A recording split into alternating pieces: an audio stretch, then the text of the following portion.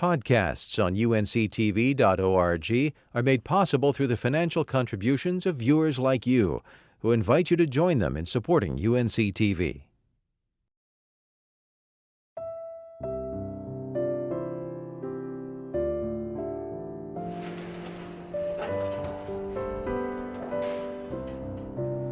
This is one of the lucky ones.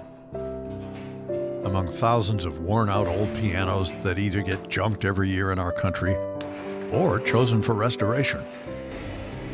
For these fortunate ones, here is where hope begins, thanks to a family of piano repairmen with the unlikely name of Kluttz. But the truth is that this third-generation Salisbury business almost never got off the ground at all, save for a steam engine that looked a lot like this. My father worked for the railroad. He was a conductor on the train, and my grandfather was in a bad train wreck and got burnt.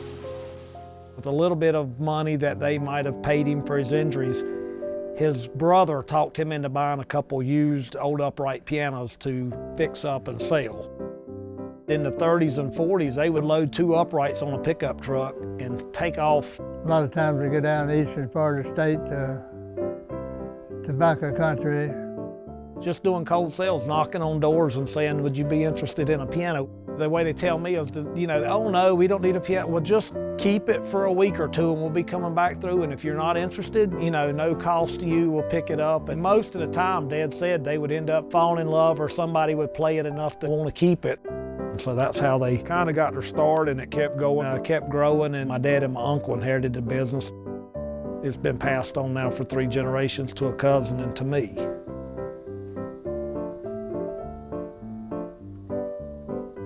For the most part, when we get a piano in to restore, it's at a condition where it's either fix it or get rid of it. Most of the time, it's the sentimental attachment, the family heirloom. A piano that could have been just as my business was 2 or 3 or 4 generations, that piano might stretch back 3 and they want to pass it on for another 2 or 3 forward. So you can have literally 4, 5, 6 generations owning one instrument. When you've been working together as long as these men have, Ray Kluttz in front, son Jonathan on the right, and nephew Paul on the left, you eventually fall into a natural, practical rhythm. I came up here, I was mowing the yard when I was 8 or 9, sweeping floors, doing whatever needed to be done. I just grew up in the business. Paul's been here since he was born, basically, too.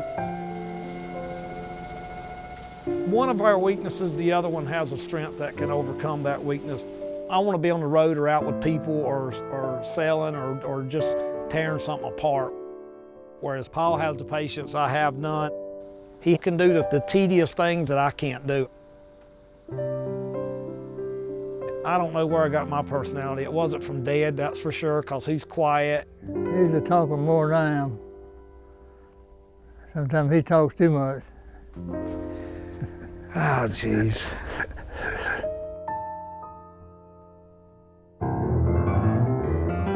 Each of the 88 keys is connected to an intricate array of piano action parts. More than 50 of them per note. They have names like hammer, damper, knuckle, and whippen. And all must be perfectly mated if the note is to play correctly.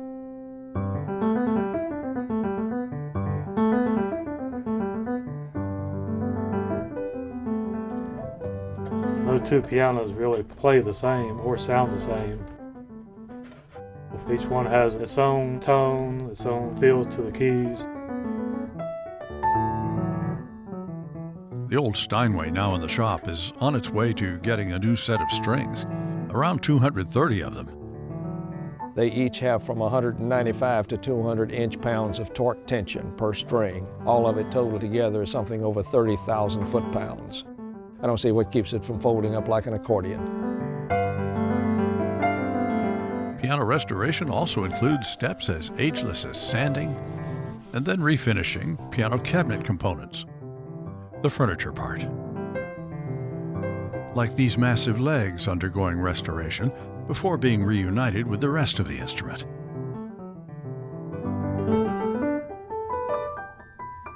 Every piano that we get in usually has some kind of storyline with it. This square grand was in pretty tough shape. In normal circumstances, its next step likely would be the dump. But then there's all that fascinating Civil War history that the owner began talking about.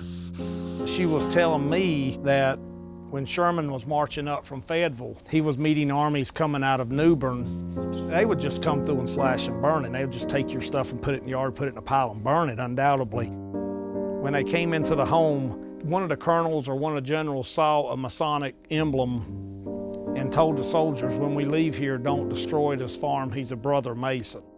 This piano may not have been burned, but as time went on, 6 generations of heat, humidity, and critters did their best to nearly rid the thing of its usefulness. So what we'll do is come in, replace the bad wood, and then it'll be patched in with the rosewood veneer, and then of course on top of that, we will have the molding back around it, so everything will be pieced back together. And then when we started taking it apart, you know, just pulling the guts out of it and everything, we literally got about 5 gallons of pecans that the rodents might have stored in it. Yeah, the years weren't good to this piano. Anything on here broke, you have to make by hand. You can't look in the catalog and order it. But Paul found on this key here, and it's dated May the 16th, 1858. This gentleman may have signed all his work when he completed a new piano. So it wasn't that old a piano when it was threatened to be burned when Sherman marched through and they spared the farm. But we are selling pecans by the pound to help offset the cost that we're having here. Pianos, like their owners, have distinct personalities. And the Klutzes approach the restoration of each one with a respect bordering on reverence, clearly acknowledging the work of the craftsmen who came before them. It's almost like there's an unwritten pact between the generations to make these instruments as new and perfect as possible. The last time when that screw was touched is when somebody in 1908 put the screw in the piano to put it together. And then we touch it in 2011. We want it to be exactly how it was meant to be when it was manufactured. And that's what our goal is. While I enjoy the process of picking them up and dealing with them on that end, the fun end is on the reverse end when you're taking it back and the process has been completed. The piano's been restored. The grand being delivered to this lucky couple today in Charlotte is a Chickering, Can you handle that turn, Roy? a venerable old American-made instrument. In fact, a grandma's piano. A grandma's piano is made of memories, hearkening back to a different time, when family entertainment centered for the most part around the piano. So much so that it was hard to imagine an early 20th century home without one. For sentimental reasons, I wanted the piano no matter what, because that's what I remember my mother playing. But how nice it's restored like this. I was just telling her these are the same ivories that her great-grandmother, her great-aunt, her mother, and now she's touching them. By doing what we do, we're sort of extending the life of the instrument. We're extending the gift of music so it can be passed on to another generation. You may have guessed by now that the story we're telling here is really more about family than pianos. The family in the business, and the family of customers they serve. People who might not be able to have their precious heirloom restored at all were it not for Kluttz Piano Company and their eagerness to take on even the most challenging of these old instruments. Yeah, we have a lot of them around here that's in pretty bad shape.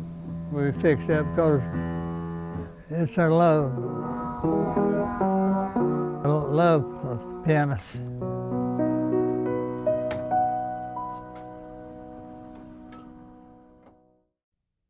Podcasts on UNC-TV.org are made possible through the financial contributions of viewers like you, who invite you to join them in supporting UNC-TV.